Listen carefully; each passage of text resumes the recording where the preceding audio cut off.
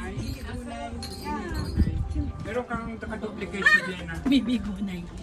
Gunay ako dito. Hello, pasok na po kayo. Pareho kami ng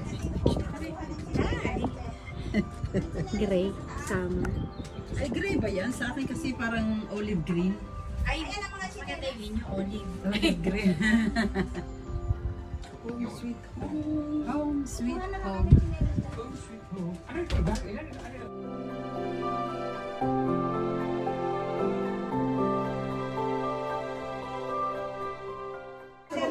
Ayan si Father! Na-late na yung mga kapidi. Hello.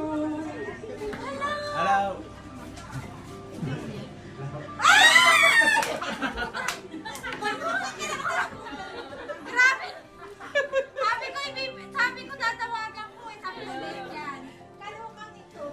Tago pa yun. Hello! Pupunta si... Ano nakatama? Okay lang. Hello. Nauna ka pa sa akin.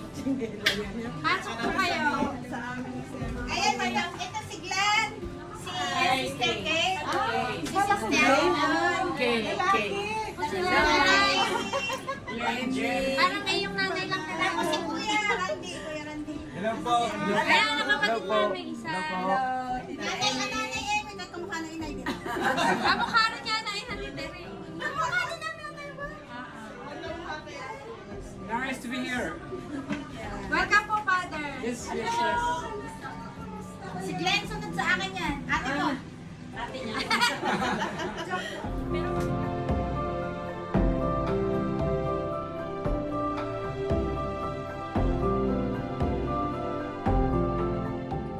Giving so that we too can be dispensers of mercy to others.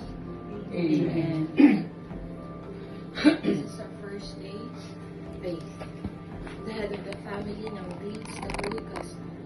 Let us now listen and reflect. A reading from the Gospel of St. John. It was late that Sunday evening, and the disciples were gathered together behind the doors because they were afraid to the Jewish authorities. Then Jesus came and stood among them. Peace be with you, he said. After saying this, he showed them The garment at the breast. From beneath the garment, slightly drawn aside at the breast, there were emanating two large rays, one red, the other pale. In silence, I kept my gaze fixed on the Lord. My soul was struck with awe, but also with great joy. After a while, Jesus said to me, "Paint an image according to the pattern you see, with the signature. Jesus, I trust in you. I desire that this image be venerated first in your chapel and then throughout the world." The two rays denote blood and water. The pale ray stands for the water, which makes souls righteous. The red ray stands for the blood, which is in the life of souls. These two rays issue forth from the very depth of my tender mercy when my agonized heart was opened by a lance on the cross. These rays shield souls from the wrath of my Father. Happy is the one who will dwell in their shelter, for the just hand of God shall not lay hold.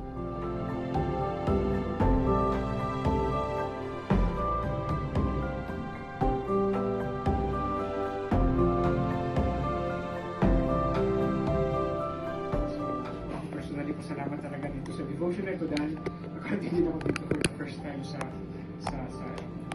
Ireland. Pangatlong taon na namin ito ginagawa sa Austria at pinupromote namin ay yung devotion to the Sacred Heart through the enthronement sa mga bahay-bahay.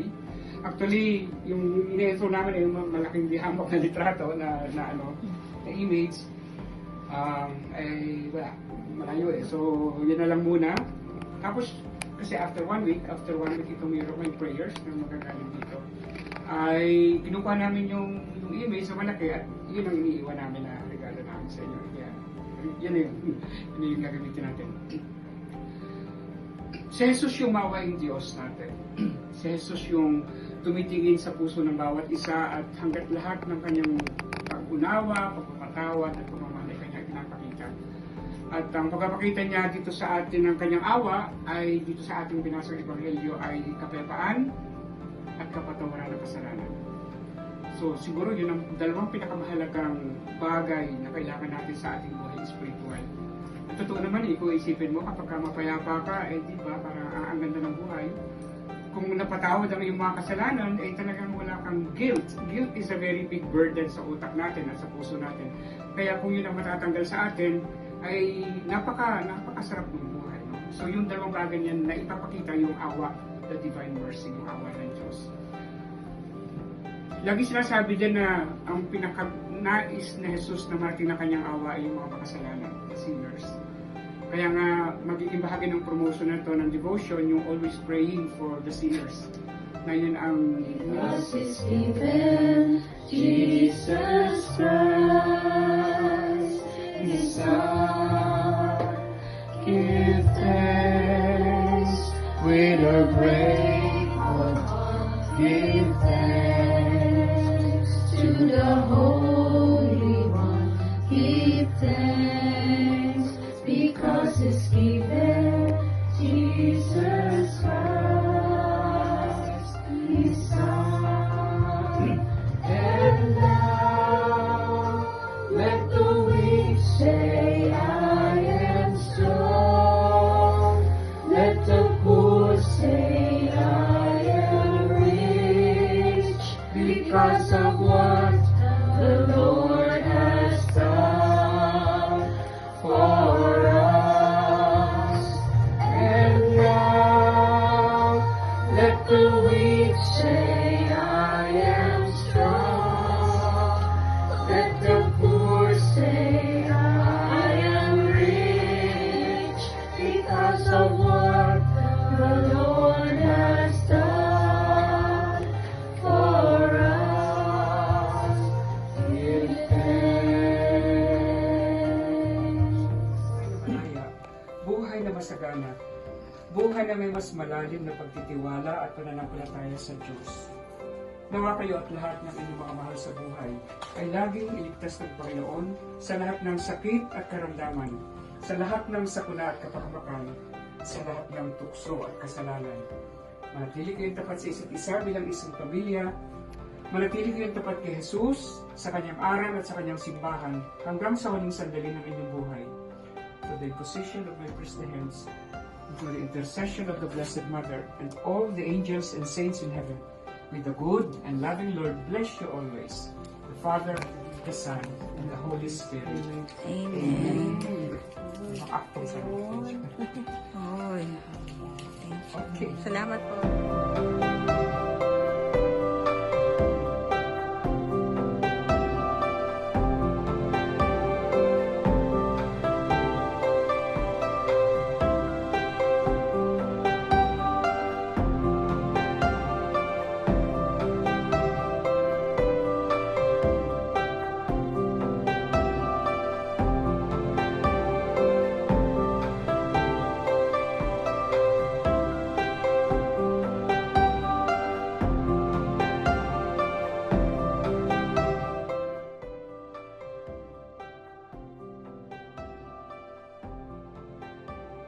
Ay sabihin na ito talaga kahit sasabihin mo ano yung pagbabasa ng German ABC. kasi.